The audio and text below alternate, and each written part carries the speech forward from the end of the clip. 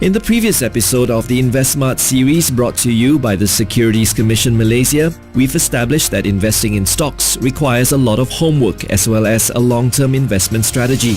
In this week's edition, we look at some strategies to consider. Singular Asset Management's Teoh shares some ways of working out a strategy that is good for you.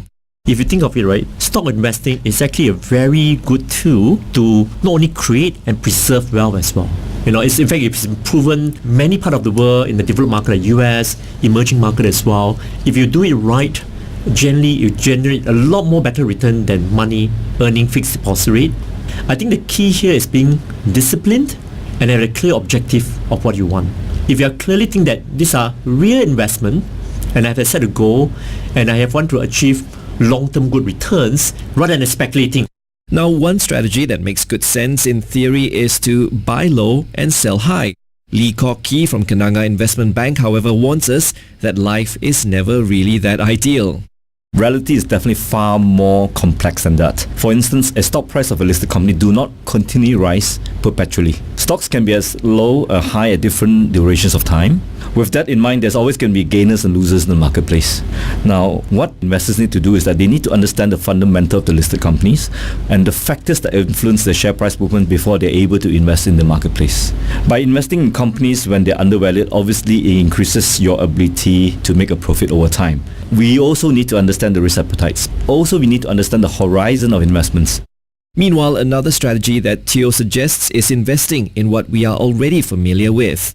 A lot of my best idea is actually come from Malaysia, regional market, maybe Hong Kong, China, where I can walk, when I can go and see, when I can talk to the people and understand the local culture. So sometimes you don't really need to go far away. In fact, some of the best idea is just right at your doorstep.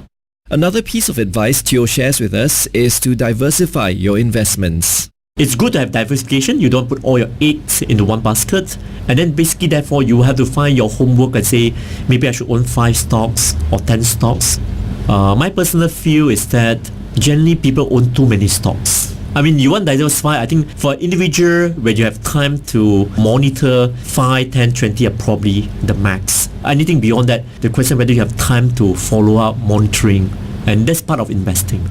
Meanwhile, we've all heard about relying on tips to decide on what to buy. Lee advises against this. I wouldn't say that listening to tips to buy a stock is a strategy. I really think it's more a fallacy, when you look at tips and say that you can make a profit out of it, especially if your tip comes from the streets or the blogs. One could really be buying the stocks based on misleading or inaccurate information. This could also result in huge financial losses for the investors. Nothing beats actually doing your own fair valuation and your own homework before you actually invest. There are so many sources out there for you to be able to garner information before you actually make an investing decision. Lee adds, relying on tips to buy or sell a stock comes with other risks as well. He shares what could be a worst-case scenario. Let me just add a twist to this, yeah?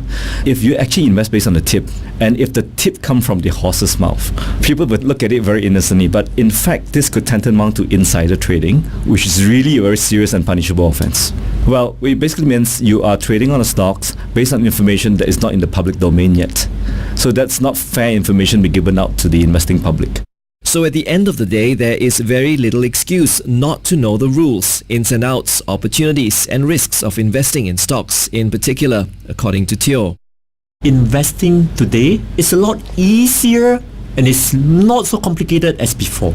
When I first started 15, 20 years ago as a professional analyst and even now running my own fund management company, we used to think we have a lot of advantages because we get access to information.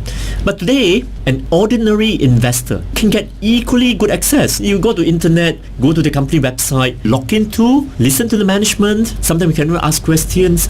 It becomes a lot easier. Information gaps between the professional and the average investor has narrowed quite a fair bit. The important thing to remember is to make informed decisions when investing. Seek out professional advice. This has been the InvestSmart series brought to you by the Securities Commission Malaysia. For the whole series so far, visit investsmartsc.my. BFM, be financially minded.